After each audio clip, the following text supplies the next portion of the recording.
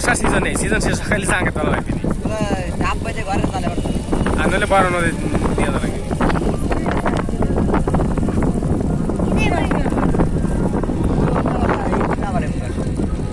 সময় লাগে না তো, 1 মিনিট লাগে না। সিনেমায় যে দেখি বাস্তবে ওই রকমই যা আসে কিছু রে।